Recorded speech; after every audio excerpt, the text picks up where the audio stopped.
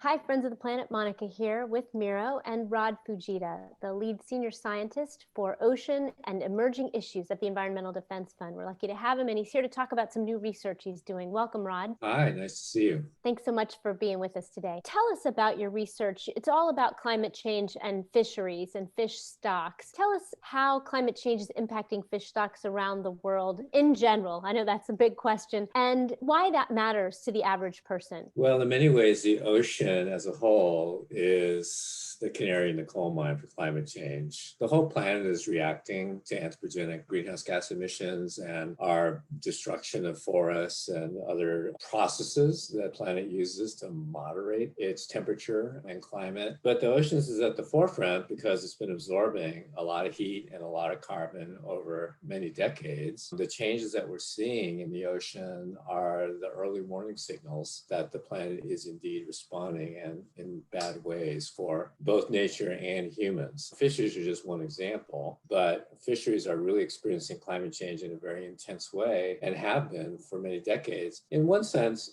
fisheries are used to dealing with changes in the environment. It's the last hunting exercise on the planet. We've really gone in for agriculture in a big way, of course, but fisheries still provide food for billions of people, important micronutrients that are essential for good brain development and health and welfare, and jobs for tens of millions of folks around the world, many of whom are so marginalized that they have very few other economic alternatives. So it's really important for us to keep fisheries around and make sure that they don't succumb to the effects of climate change. And that's what our research is really directed at, is to finding ways to help fisheries adapt to the inevitable amount of climate change that's going to happen over the next many decades because of all that carbon that is going to be stuck in the atmosphere for many decades, along with other greenhouse gases. One of the ways that climate change is affecting fisheries is shifting the fish around at rates that exceed the rates at which the humans that are catching them can respond. So that mismatch is causing a lot of problems. Can I follow up on that point in that, managing fisheries can be a complicated process under the best of circumstances. But in terms of the new climate reality that we're facing, how does that throw a wrench into an already complicated situation of managing some of the fisheries here in the United States? Fishery management is kind of complicated. It doesn't have to be, though. So there are fundamental principles of good fisheries management that are actually pretty simple. It's the devil's in the details. That's what makes it complicated. We can get away from really rigid allocation systems that sort of are based on the idea that everybody deserves the same share of fish forever, and modify that thinking to reflect the reality that the fish are not staying in the same place. So it's impossible to guarantee that everybody's going to have the same share of fish forever. That simple shift in paradigm leads to a set of complicated policy responses. So it leads logically from fixed allocation formulas based on where the fish were in 1982 or whatever, when you did your last biomass survey, which is the case along much of the East Coast of the United States, to a more adaptive and resilient policy that acknowledges that the fish have moved. And then the challenge becomes, okay, now that we've accepted reality, how do we make it fair? Wholesale changes in the allocation based on where the fish moved would be pretty unfair to the fishermen who for decades have been working and making sacrifices to be good stewards of the stock in the southern part of its range, right? And all of a sudden, all of that investment is swimming north, and other folks who have made zero investment in preserving that stock are reaping all the benefits of that stewardship. In a place like the United States, where we have really well-regulated fisheries, there's not going to be wholesale overfishing and crazy that ensues, but it is causing a lot of pain for folks in the part of the range that are being vacated, and causing headaches for folks in the northern part of the range where the fish are going, because the management system is not ready to receive these stocks. And particularly sport fishermen are having a hard time because their creels are full of these species that they have to throw back and can't land. So because the regulations are not there. I think what people may not know so much about U.S. fishing is that fish stocks are kind of geographically limited. And because of that, they're regulated in certain geographies, but not in others. So when the fish stocks move, the rules don't move with them. They stay in the same place. And that's the challenge. And then, as you say, the people who worked so hard to be good stewards don't get the benefit of that because they've moved north. And all you have to do is look at the lobstermen in Rhode Island who now are fishing for squid and other things because the lobsters are gone and they've moved north and they're moving to Canada, in fact. And that's a real challenge, not only for fisheries managers, but for those coastal communities. Talk about the ones in the East Coast that fishermen who like to sport fish on the weekends, say, might be familiar with, because that might help people to understand the challenge, even in their recreation or what they want to order at a restaurant, say. There are many species that seem to be either moving poleward in response to climate change in search of waters that are more optimal for their physiology. Other species seem to be kind of just expanding their range, so they're kind of hanging on to their range, but they're saying, those waters up north look pretty good now, so they're kind of just getting bigger. Black sea bass and yellow flounder are kind of somewhere in the middle. We're not quite sure whether they're moving or whether they're just expanding their range, because when you look at the changes in their distribution over many decades, it kind of goes back. It's not a monotonic, shift to the north. It's a little more complicated than that. There's some It's a little back and forth, right? Yeah, it's more stochastic. It's kind of a dance that's going on here. But generally speaking, you're seeing more black sea bass and more summer flounder off of places like New York and Connecticut. Right, instead of North Carolina.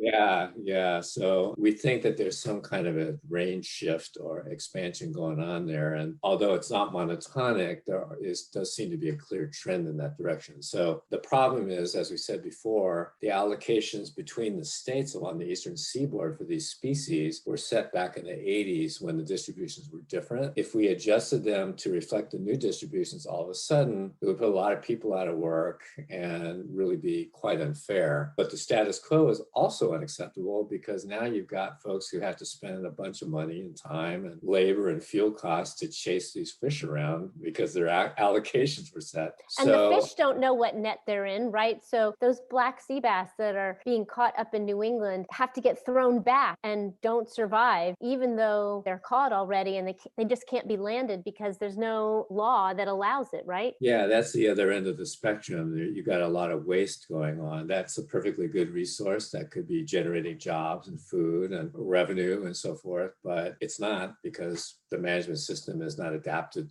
to deal with that change. So the fish are going to do what they're going to do. We can't tell the fish to stay put. So the humans back over that line, fish. It doesn't work that way. The humans are the ones with the big brains and the capacity to adapt. That's really actually the hallmark of what it is to be human. So the silver lining here is that the United States has the governance set up to make a better management system that's more resilient to climate change possible, particularly on the East Coast because of the Atlantic States Marine Fisheries Commission. This is a platform for governing resources that straddle borders, and they've done it before. They have a multi-species interstate fisheries management plan, unlike many other parts of the world in the United States even. That's a real boon and gives us hope that the humans can kind of get it together and figure out a really fair and just way to fix the allocation system so that it both reflects to some degree the biological shift in range while also taking care of the people so that they don't experience the change in allocation so rapidly that it completely disrupts their lives and income streams. And that's what the research is all about, is testing different allocation policies to see which ones give the fairest outcomes and provide the most resilience to climate change. And the way we're going to do that is kind of interesting, I think.